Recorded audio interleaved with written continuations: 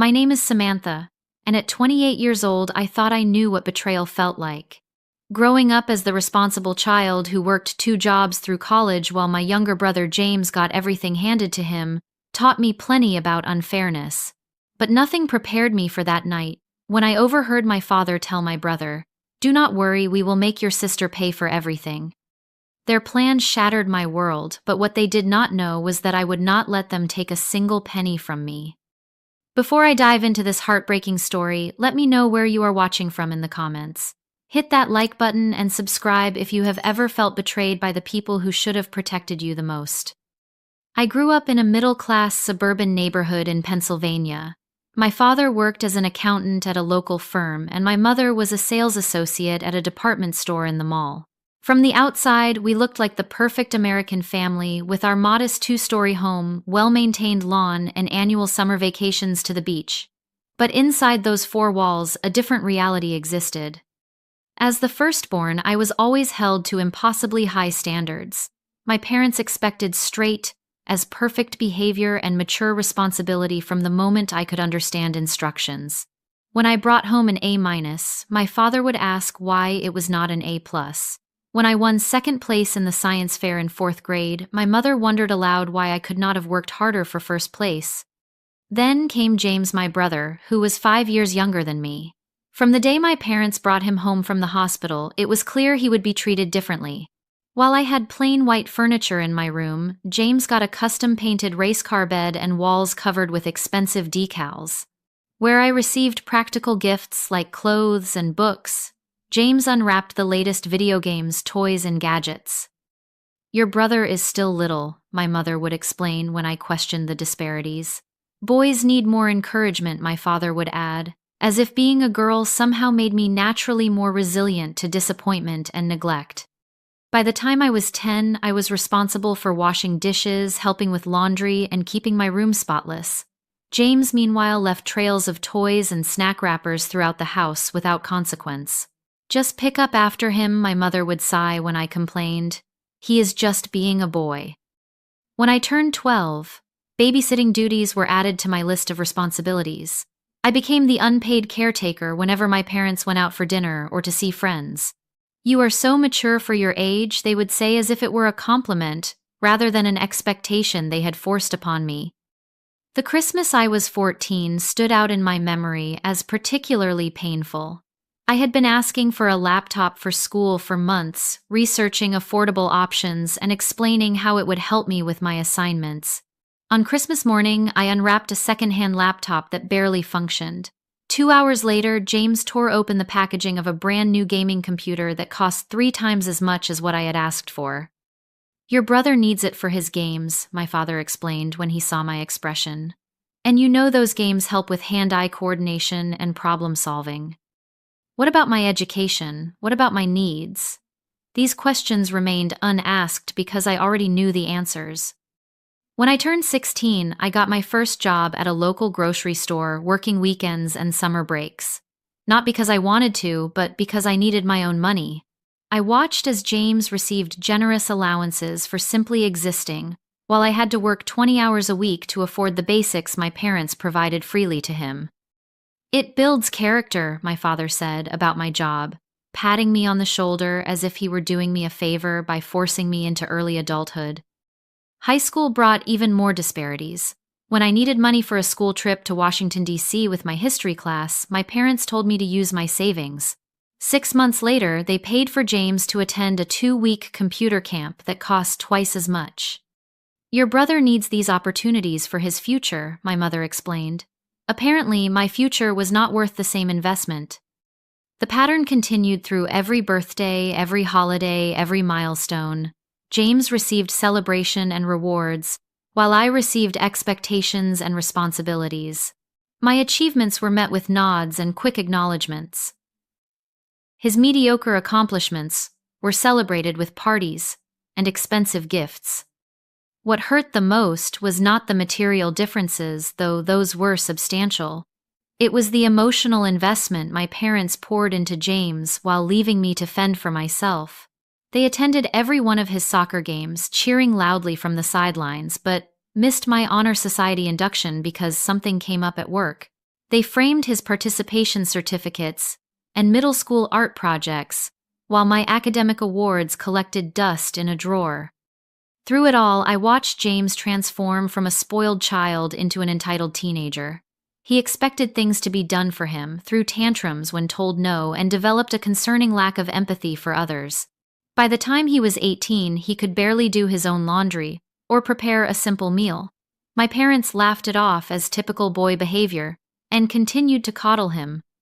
Meanwhile, I retreated further into myself, building walls around my heart and focusing on the one thing I could control: my own future.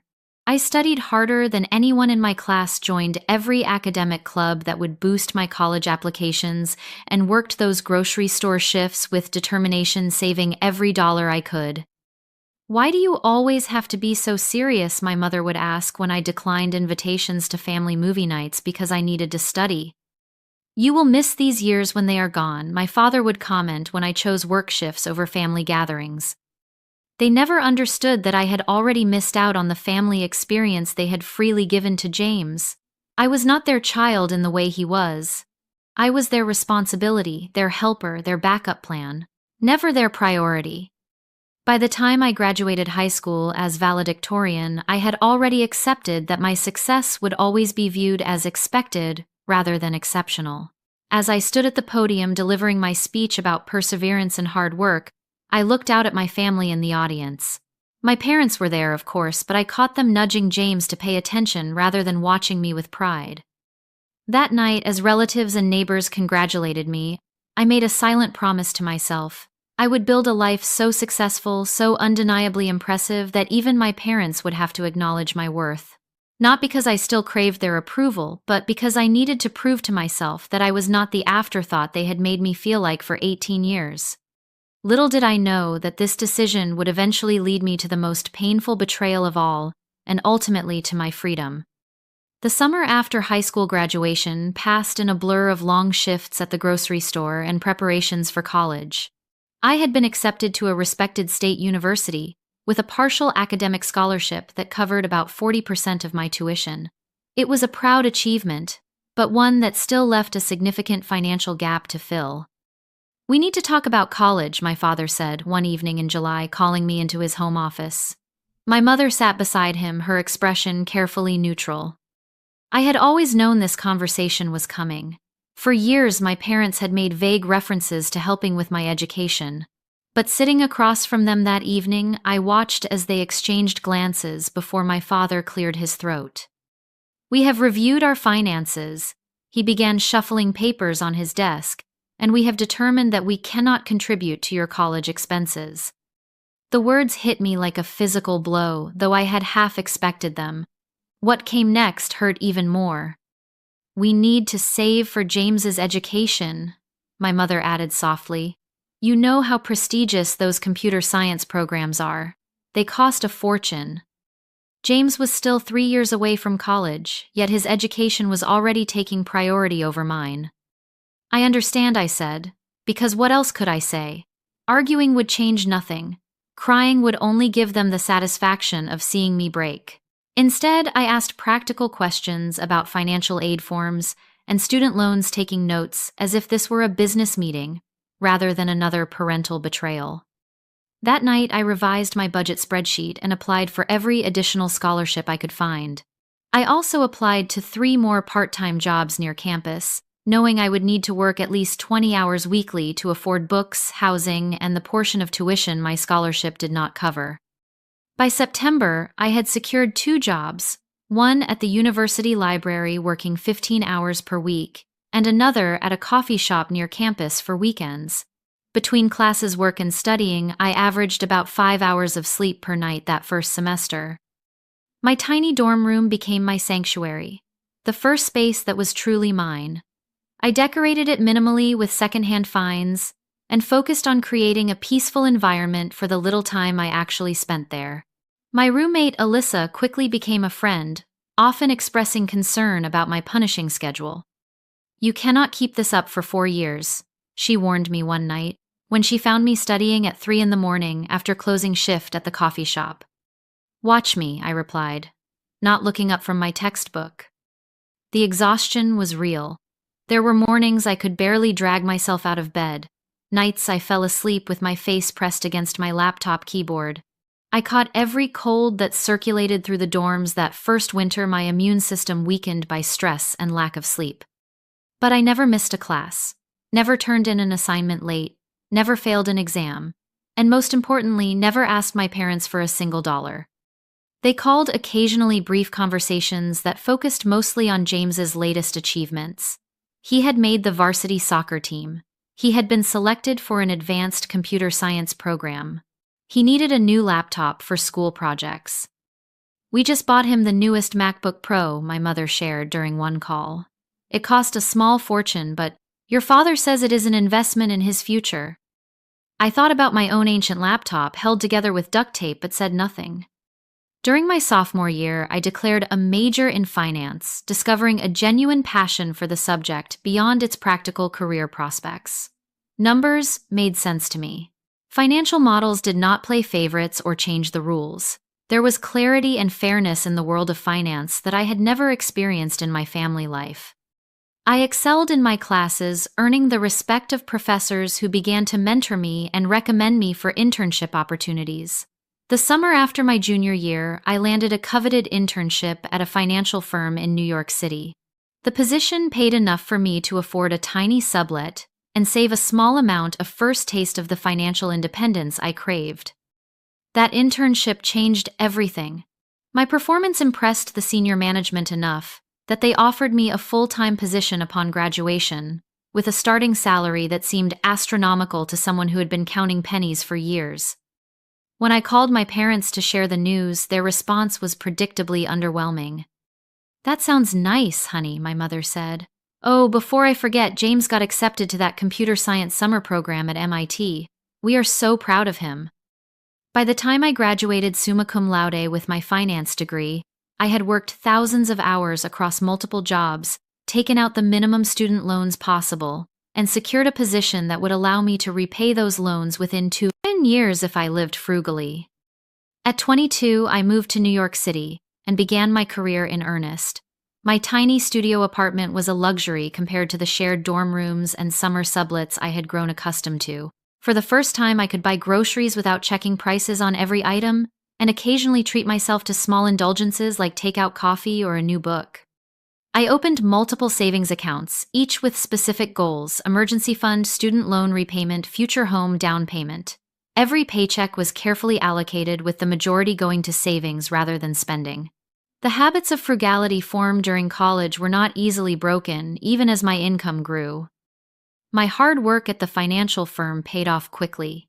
I volunteered for challenging projects, worked longer hours than required, and consistently exceeded performance metrics. My first promotion came after 18 months, followed by another a year later. Each step up the corporate ladder meant increased responsibility but also increased compensation and benefits. By 26, I had repaid my student loans in full, built a 6-month emergency fund, and begun investing aggressively for retirement. At 27, I had saved enough for a down payment on a small but well-located 1-bedroom condo in Brooklyn. The day I signed those mortgage papers was perhaps the proudest moment of my life. I had a home that was truly mine, purchased with money I had earned through years of sacrifice and determination. Throughout these years, my relationship with my family remained distant but cordial. I called on birthdays and major holidays. I sent appropriate gifts for Christmas and anniversaries. I visited Pennsylvania once or twice a year for brief, often awkward visits where the conversation revolved around James and his pursuits. James had eventually gone to college, though not the prestigious computer science program my parents had anticipated. After mediocre high school grades, he had settled for the same state university I had attended, though, with the full financial support of my parents. From what I gathered during those stilted family conversations, he changed majors 3 times, took 5 years to graduate with a general business degree, and moved back home afterward, ostensibly to figure out his next steps. At 28, I had built the independent life I had promised myself as a teenager. I had financial security, career success, a home of my own, and a small but loyal circle of friends who had become my chosen family. I had proven to myself that I could survive and thrive without the support that had been so freely given to my brother. And then came that fateful weekend visit home that would change everything. It was my mother's 55th birthday that brought me back to Pennsylvania that April weekend. Despite our complicated relationship, I had never missed acknowledging her birthday with at least a card and gift. This year, I had decided to make the trip home partly out of obligation, and partly because it had been nearly 8 months since my last visit. I arrived Friday evening with an expensive handbag my mother had been hinting about for months, wrapped elegantly with a card expressing more warmth than I typically felt. My father greeted me with his usual distant politeness, offering a brief side hug before returning to the baseball game on television. "Samantha, you finally made it," my mother said, accepting the gift with a smile that did not quite reach her eyes. "James has been here since Thursday." Of course he had. James, now 23, still lived at home despite having graduated college the previous year. He emerged from the kitchen with a beer in hand, looking virtually unchanged from my last visit. His designer clothes and new smartwatch suggested he was not struggling financially, despite his lack of steady employment. "The corporate drone returns," he said, by way of greeting, smirking slightly. "How is life in the big city, sis?" "Busy, but good," I replied neutrally, having learned long ago that sharing details of my success only led to uncomfortable silences or quick changes of subject.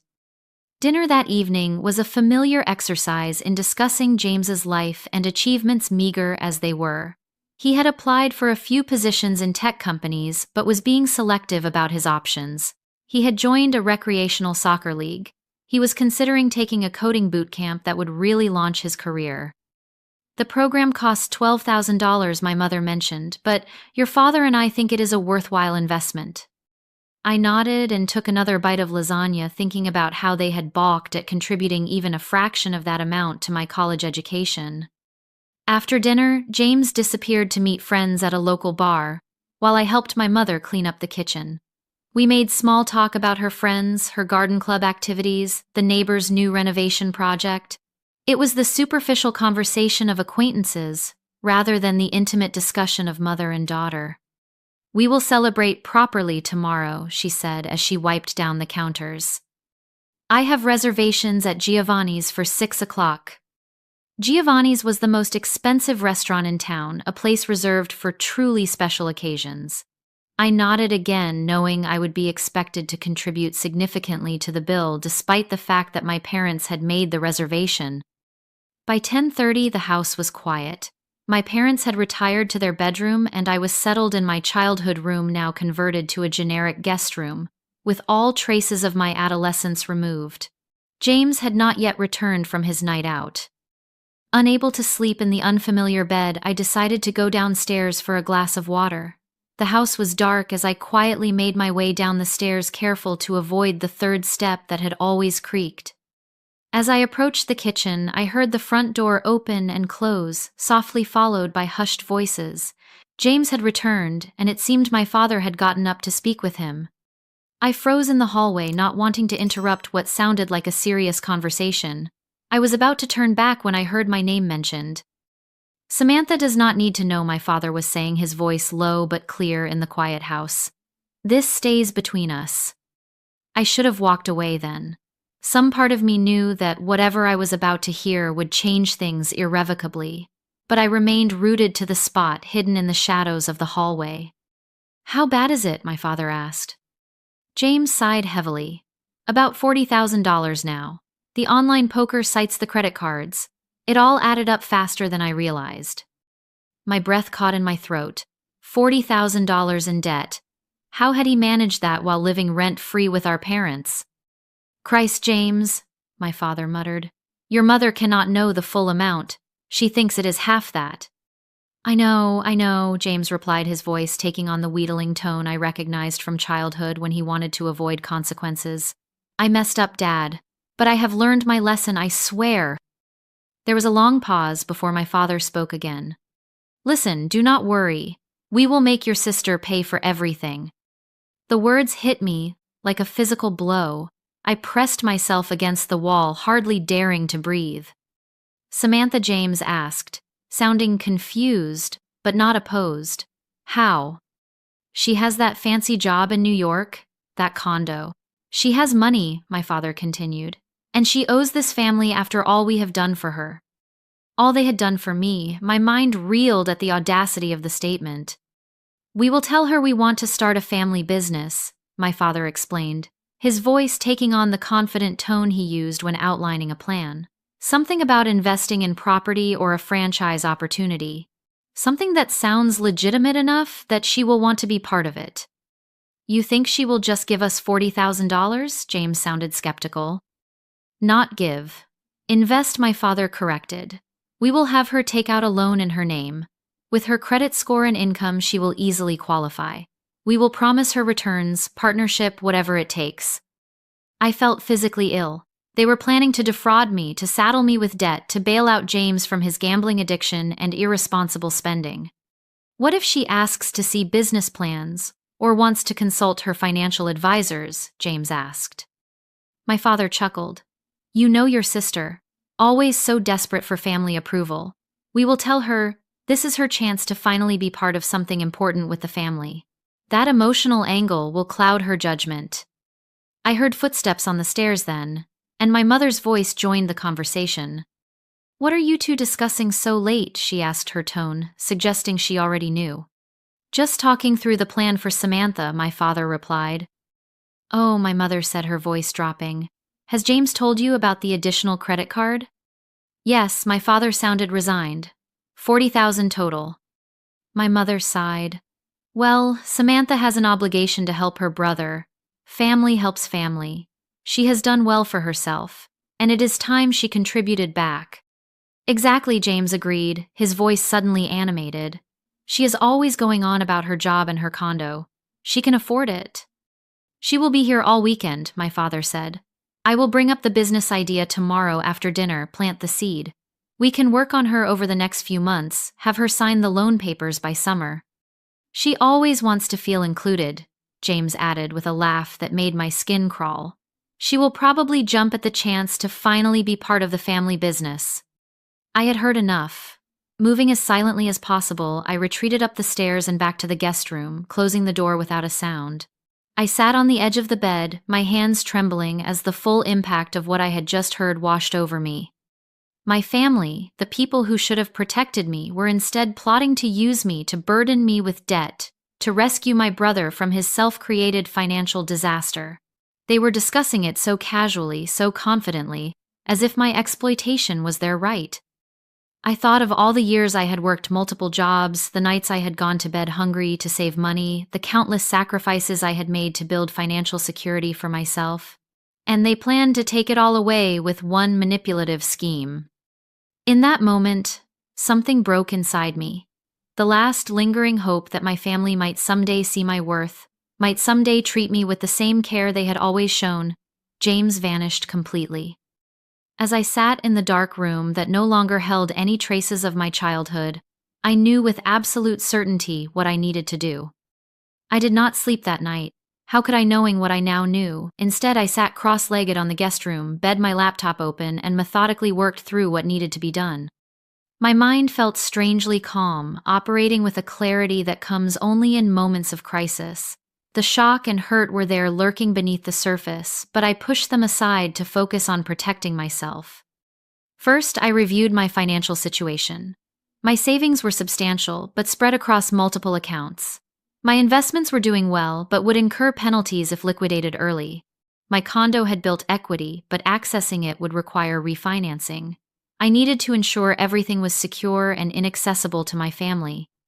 Next, I considered the personal aspect. The finality of what I was about to do weighed heavily on me. This would not be a temporary distance or a cooling-off period. This would be a fundamental severing of family ties. Was I prepared for that? I thought about my childhood, the countless instances of favoritism, the dismissal of my achievements, the constant expectation that I would fend for myself, while James received everything. I thought about college, working myself to exhaustion while my parents funded James's education without question. I thought about all the birthdays and holidays where my gifts were practical afterthoughts while James received exactly what he wanted. And now the ultimate betrayal. Planning to saddle me with debt, to cover his gambling losses and extravagant spending, using my desire for family connection against me. Yes, I was prepared to cut ties. I had already been alone in all the ways that mattered for most of my life. I opened my bag and quietly gathered the few belongings I had brought for the weekend. I repacked my toiletries, folded my clothes, and zipped my suitcase without making a sound. I left my mother's birthday gift on the dresser. Despite everything, I would not take back a gift once given. On a hotel notepad I had brought from my last business trip, I wrote a brief note. Had an emergency at work. Had to return to New York immediately. Happy birthday, Mom. No apology, no elaboration. They would assume I had left in the morning, giving me valuable hours before they realized I was gone. Then I settled in to wait. I needed the house to be deeply asleep before I made my move. At 2:30 in the morning, I finally heard James return from wherever he had gone after his conversation with our parents. His heavy footsteps passed my door, followed by the sound of his bedroom door closing and locking. By 3, the house was silent, except for my father's distant snoring. I picked up my suitcase, slipped my feet into my shoes, and eased the guest room door open. The hallway was dark, but I knew this house well enough to navigate without light. I crept down the stairs, avoiding the creaky third step, and made my way to the front door. For a moment I paused in the entryway, looking back at the darkened house that had never truly been a home to me. This would likely be the last time I stood here. The thought brought no sadness, only a sense of long overdue liberation. I slipped out the front door, closing it gently behind me. My rental car was parked in the driveway, and I thanked my earlier self for choosing to rent a car rather than letting my parents pick me up from the airport as they had offered. The night was cool and clear as I drove away from my childhood home for the final time. I did not look back in the rearview mirror. I checked into an airport hotel 20 minutes away, choosing a national chain where I could earn points on my credit card. The night clerk barely looked up from his phone as he processed my information and handed me a key card. By 4 in the morning, I was finally in a clean, anonymous hotel room, ready to execute the next phase of my plan. I opened my laptop and logged into my primary bank account. I transferred most of the balance to a secondary account at a different bank, one my parents did not know existed. I left just enough in the primary account to avoid fees. Next, I called the 24-hour customer service line for my credit cards. I reported that I suspected potential fraud attempts might be made in my name and requested additional security measures. For my main card, I requested a complete freeze on new charges until further notice, claiming I had lost my wallet. This would result in a replacement card being sent to my New York address, making my current card unusable. I emailed my financial advisor requesting an urgent video call the following day to review my entire portfolio and increase security measures on all accounts. I was vague about the reasons but emphasized the urgency. Then I composed an email to my boss, explaining that I needed to take Monday and possibly Tuesday as emergency personal days. I had ample vacation time saved and my team could handle my projects for a few days. Finally, I searched for an attorney in New York who specialized in financial security and identity protection. I found a highly rated firm that offered weekend consultations and sent a detailed inquiry through their website. By the time I finished week morning, light was filtering through the hotel curtains. I was exhausted but still too wired to sleep. I ordered room service breakfast and sat by the window watching the sunrise as I contemplated the new reality I had created overnight. My phone began buzzing around 9. First, a text from my mother asking where I had gone, then another more concerned, then calls first from her, then from my father. I silenced the notifications without reading or listening to their messages. Around 11, I checked out of the hotel and headed to the airport. I had changed my flight to the earliest available, paying the change fee without hesitation. As I waited at the gate, I finally allowed myself to process what had happened. The hurt was profound, a physical ache in my chest that made it difficult to breathe. Not because I had lost something I had, but because I had finally accepted I never had it to begin with. My family had never seen me as someone to love and protect, only as a resource to exploit. I boarded my flight to New York with a strange mix of grief and determination. By the time the plane touched down at LaGuardia, I had made peace with my decision. I would protect myself because no one else ever had. As I unlocked the door to my condo that evening, I felt a profound sense of homecoming. This space, purchased with my own hard-earned money, represented everything I had built for myself despite my family's lack of support. I dropped my suitcase in the entryway and moved through the familiar rooms, touching furniture and belongings that were truly mine. Then I opened all the windows, letting the cool evening air sweep through the space, symbolically clearing out the last vestiges of my family's toxic influence. Tomorrow would bring practical challenges, meetings with financial advisors, and attorneys' security measures to implement a new life to build. But tonight, in the safety of my own home, I allowed myself to feel the full range of emotions I had been suppressing. I cried for the little girl who had never been enough. I cried for the teenager who had worked herself to exhaustion, trying to earn love that should have been freely given.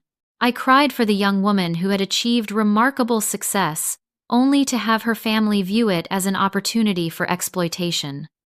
And then as the tears subsided, I felt something unexpected: relief. The constant effort of seeking approval from people incapable of giving it had been exhausting. Now that I knew the truth beyond any doubt, I could finally stop trying. That night, I slept more soundly than I had in years, my subconscious recognizing before my waking mind that I had finally freed myself from a lifetime of emotional debt. Sunday morning brought 27 missed calls and 43 text messages from my family. I scrolled through them without reading, then deleted the entire conversation thread. I needed clarity and distance to execute my plan, and their words would only cloud my judgment with emotion. My father had also sent 3 emails, the subject lines growing increasingly urgent. "Where are you then? Family emergency discussion needed." And finally, "Call home immediately." I deleted those too. By noon, I had spoken with my financial advisor, who was alarmed by my situation and immediately recommended additional security measures for all my accounts. We set up verbal passwords, removed my parents as emergency contacts, and discussed the possibility of placing a freeze on my credit to prevent unauthorized loans being taken out in my name. "This is unfortunately more common than you might think," she told me. "Family financial exploitation accounts for billions in losses each year. You were right to act quickly." The attorney I had contacted responded to my inquiry and agreed to a video consultation that afternoon. She specialized in cases of family financial abuse and identity theft prevention. For 90 minutes, she outlined a comprehensive strategy to protect my assets and establish legal boundaries with my family. Document everything she advised. Save any communications where they discuss this business opportunity. Record conversations if legal in your state. The more evidence you have of their intentions, the better protected you will be. She also recommended filing reports with financial institutions and credit bureaus, creating a paper trail that would make it difficult for anyone to open accounts or take loans in my name without extensive verification. By Sunday evening, I had implemented most of her recommendations and felt more secure in my financial position, but I knew the emotional confrontations still lay ahead. Monday morning, I took the personal day I had requested and continued securing my finances. I transferred investment accounts to new institutions, changed all my passwords, and set up 2-factor authentication on everything. I updated my will, removing my family members as beneficiaries and designating charitable organizations instead. At noon, my brother texted, "Mom is really upset. What the hell is wrong with you?" I did not respond. By Monday evening, the calls had escalated to include extended family. My Aunt Linda, my father's sister, left a voicemail expressing concern about my sudden disappearance and asking me to call her back. My cousin Michael sent a text asking if I was okay. I responded briefly to him saying I was fine but dealing with a personal matter and would explain later. Tuesday morning, I returned to work, throwing myself into projects that required full concentration. My colleagues noticed my subdued mood, but I deflected questions with vague references to family stress. By the end of the day, I felt almost normal, the familiar routine of work providing a welcome distraction. That evening, I decided it was time to address the situation directly. I could not run forever, and I needed closure to fully move forward. I texted my parents, "I will call at 8 p.m. Please have James there too. At 8 o'clock sharp, I initiated a video call from my home office, a space that made me feel professional and in control. My parents appeared on screen immediately, their faces tight with anger and confusion.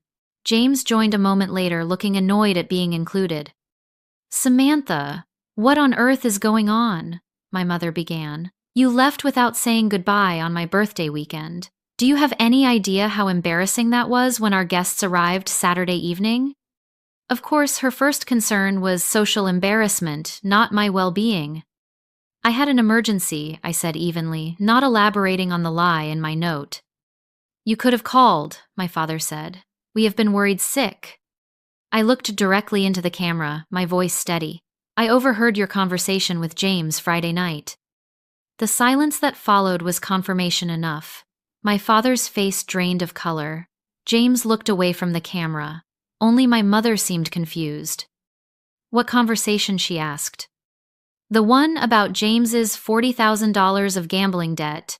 The one where you planned to trick me into taking out a loan to pay it off. The one where you talked about manipulating my desire for family connection to get me to sign the papers." My mother's confusion gave way to shock as she turned to look at my father. Apparently, she had not been aware of the full extent of their plotting. "We were just discussing options," my father began, his tone defensive. "Nothing was decided. You said, and I quote, 'Do not worry, we will make your sister pay for everything,'" I countered. "You called me a corporate drone with money to spare. You talked about me like I was an ATM, not your daughter." James finally spoke up. "You were eavesdropping on a private conversation, real mature sis. Interesting that your concern is my overhearing your plan rather than the fact that you were planning to defraud me," I replied coldly. "No one was going to defraud you," my father insisted. "We were going to propose a family business opportunity, something that would benefit everyone." "Stop lying," I said. "I heard everything. I know about the gambling debts, the credit cards, the plan to have me take out a loan in my name. I know you intended to manipulate me by using my desire for family approval against me." My mother began to cry, whether from genuine distress or manipulation, I could not tell. "Families help each other," she said between sobs. "James made some mistakes, but he is still your brother."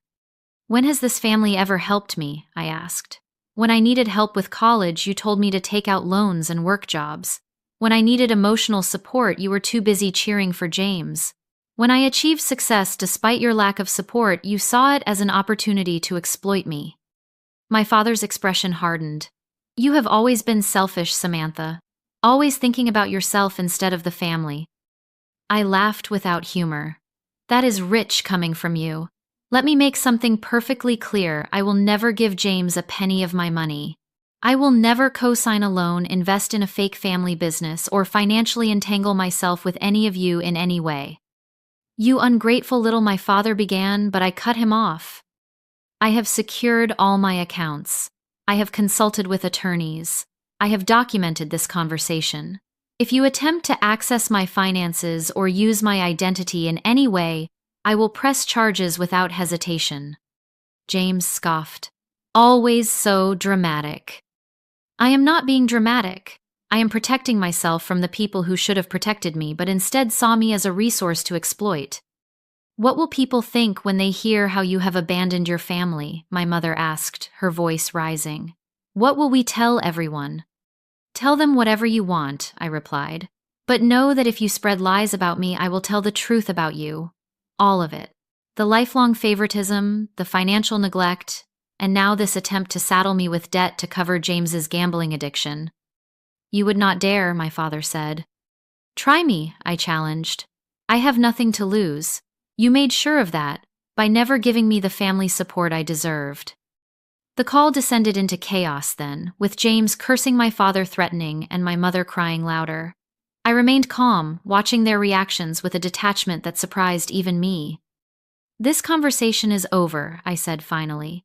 "Do not contact me again unless you are ready to apologize and accept that I will never provide financial assistance to any of you."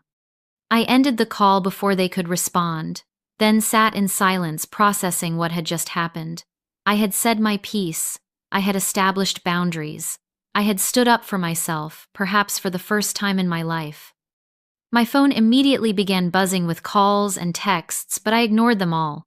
Instead, I opened my laptop and wrote a detailed account of the conversation, while it was fresh in my memory, saving it to the folder of documentation my attorney had advised me to maintain.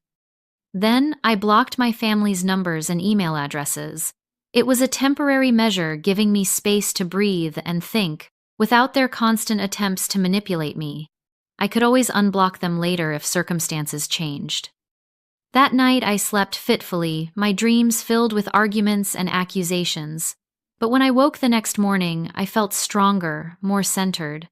The confrontation had been necessary, a lance to drain a festering wound that had been poisoning me for years. I was ready to begin healing. Within days of our confrontation, the fallout began. My father's sister, Aunt Linda, called to tell me how disappointed she was in my selfish behavior. My mother's brother wanted to know why I was abandoning the family during a difficult time. Cousins I had barely spoken to in years suddenly had strong opinions about my character and choices. It became clear that my parents had wasted no time spreading their version of events. Ungrateful daughter refuses to help brother in need, then cuts off all contact with loving family who had given her everything. At first, I attempted to explain my side briefly, but the responses made it clear that minds were already made up. Family loyalty ran deep, and few were interested in considering that the people they had known for decades might be capable of such manipulation. After a week of draining conversations that went nowhere, I decided on a different approach. I drafted a detailed email laying out the facts of my childhood, my self-funded education, and the conversation I had overheard. I did not embellish or exaggerate. The truth was damning enough. I sent this email only to the family members I truly cared about: my grandmother Rose, who had always shown me kindness, my cousin Rachel, who had been something of a friend during childhood summers, and my uncle David, my mother's younger brother, who had occasionally noticed and commented on the disparity in how my brother and I were treated. I do not expect you to take sides, I wrote in closing. I only ask that you consider there might be more to this story than what you have been told. I have removed myself from a harmful situation, and I hope you can respect that decision, even if you do not fully understand it. The responses surprised me. My grandmother called the next day, her voice shaking with emotion. I always saw how they treated you differently, she admitted.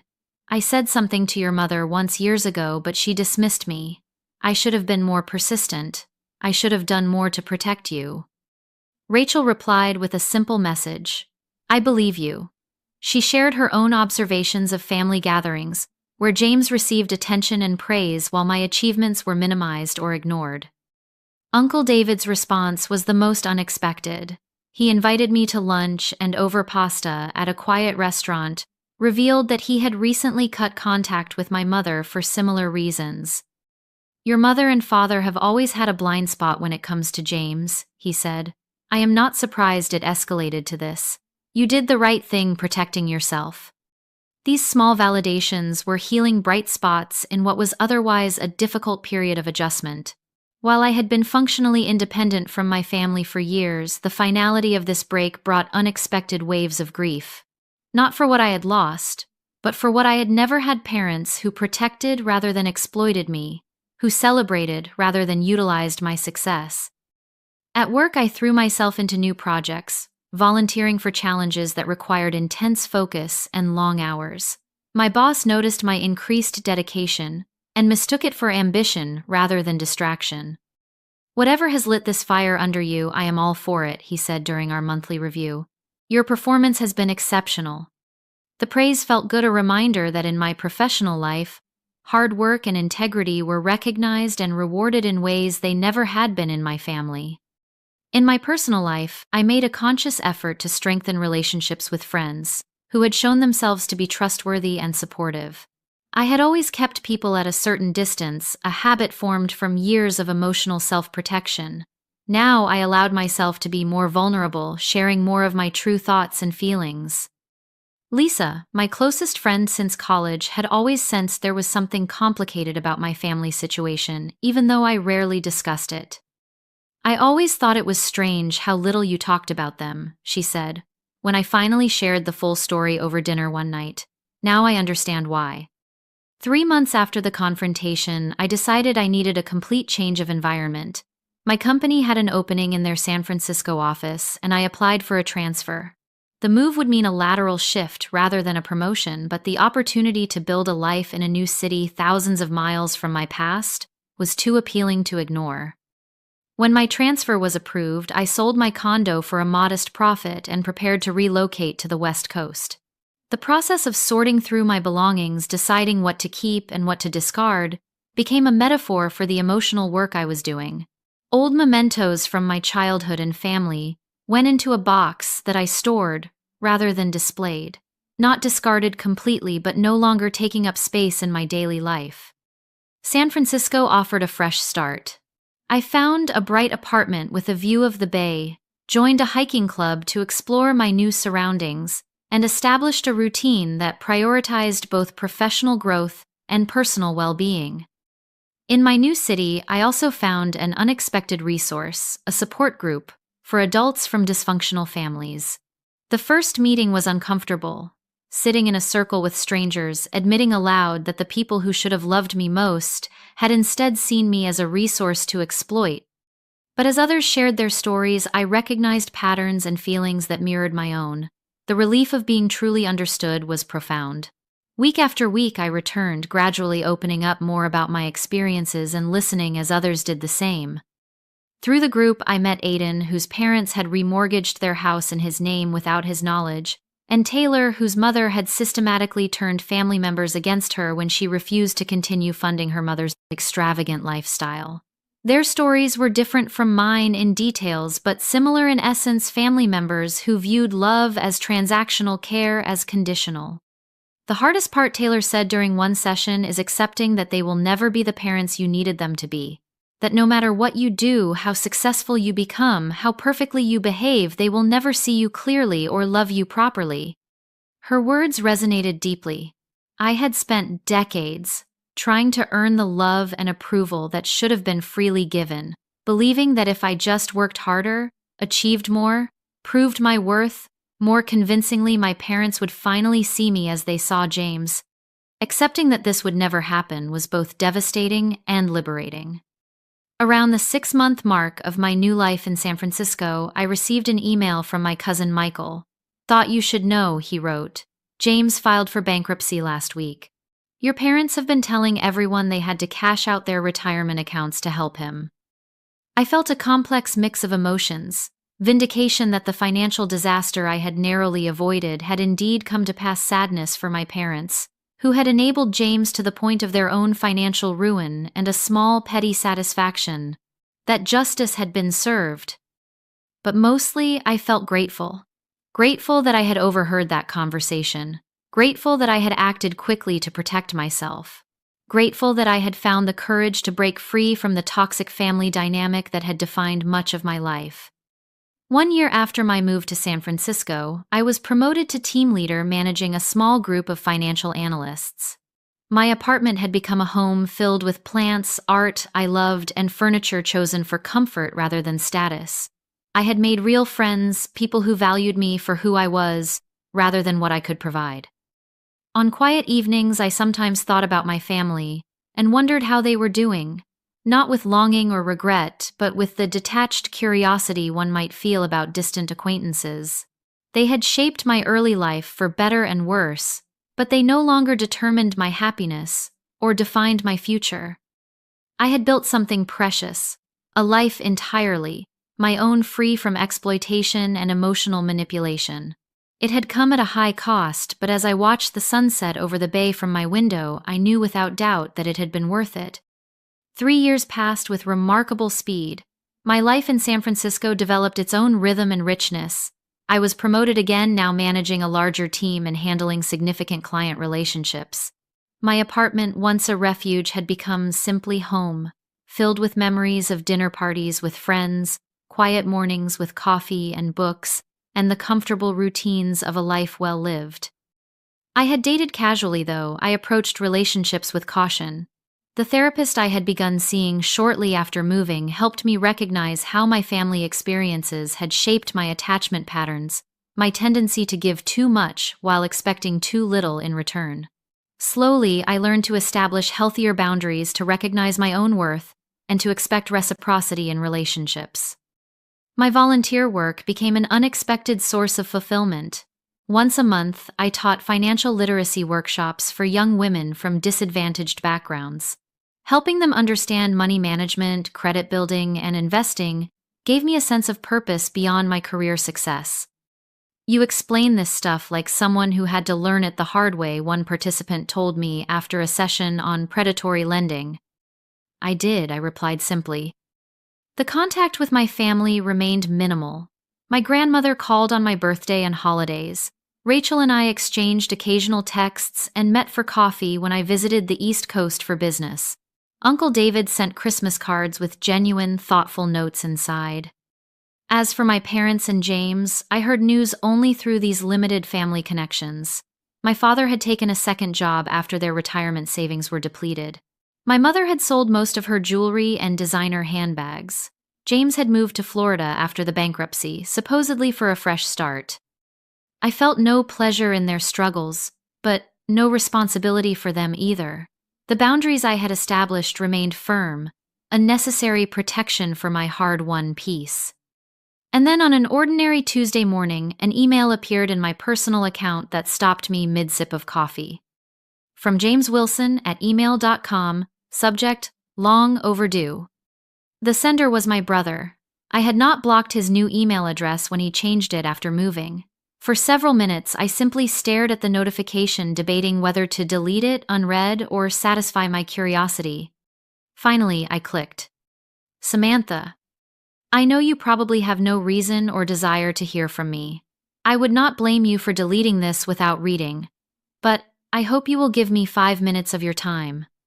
I have been in therapy for the past year, dealing with my gambling addiction and the financial disaster I created. Part of my recovery process is making amends to people I have harmed. You are at the top of that list. What I tried to do to you was inexcusable. There is no justification for attempting to burden you with my debts, or for the years of favoritism that preceded that betrayal. I was spoiled, entitled, and completely oblivious to my own privilege within our family dynamic. Since the bankruptcy, I have had to support myself for the first time. I work 2 jobs now, live in a tiny apartment with roommates, and am slowly rebuilding my credit one payment at a time. In other words, I am finally living the reality you dealt with your entire life. I do not expect forgiveness. I do not expect a relationship. I simply wanted you to know that I recognize the harm I participated in, and I am genuinely sorry. James." I read the email 3 times, searching for manipulative undertones or hidden agendas. Finding none, I closed my laptop without responding and went to work, turning the message over in my mind throughout the day. That evening, I called my therapist for an emergency session. "What do you want to do?" she asked, after I read her the email. "I do not know," I admitted. "Part of me thinks responding in any way reopens a door I closed for good reason. And the other part—" I considered the question carefully. The other part wonders if people can truly change. If the brother who was willing to defraud me could become someone capable of genuine remorse. "Those are both valid perspectives," she said. "There is no right answer here, only what feels right to you, and you do not have to decide immediately." I took her advice and gave myself time to process. For 2 weeks, I sat with the email, discussing it in therapy and with close friends whose judgment I trusted. In the end, I composed a brief reply. "James, thank you for your email. I appreciate the apology and am glad to hear you are working on yourself. I need time to consider what, if any, relationship I might want to have with you in the future. Please respect that boundary. Samantha." His response came within hours. "I completely understand. Take all the time you need. I am grateful you responded at all." 3 months later, after further consideration and therapy sessions, I agreed to a video call. The conversation was awkward but surprisingly civil. James looked different, the designer clothes and confident smirk replaced by a simple t-shirt and a more thoughtful expression. He told me about his recovery program, his modest job at a local tech company, and his struggle to establish financial independence. I shared limited information about my life in San Francisco, my career, and my volunteer work. We did not discuss our parents much, though he mentioned they were still struggling financially and emotionally with the consequences of their choices. They still do not fully understand what they did wrong, he admitted. They see themselves as victims of circumstance rather than creators of their own problems. I nodded, unsurprised. Some people never develop that self-awareness. At the end of the call, we agreed to proceed cautiously. Monthly emails, perhaps another call in a few months. No promises, no expectations, just a tentative opening to see if something healthier might be possible between us as adults. I did not know if this cautious reconnection would lead anywhere meaningful, or if James's change was temporary or permanent. But I had learned enough about myself to know that I could establish boundaries and walk away again if necessary. The greatest lesson from this 3-year journey was not about family betrayal or financial self-protection, though those were important. It was about the power of creating my own definition of family, of surrounding myself with people who valued me for who I was, rather than what I could provide. I had learned that sometimes walking away from toxic relationships, even blood relationships, is the only path to peace. That forgiveness, when it comes, is for your own healing, rather than the other person's absolution.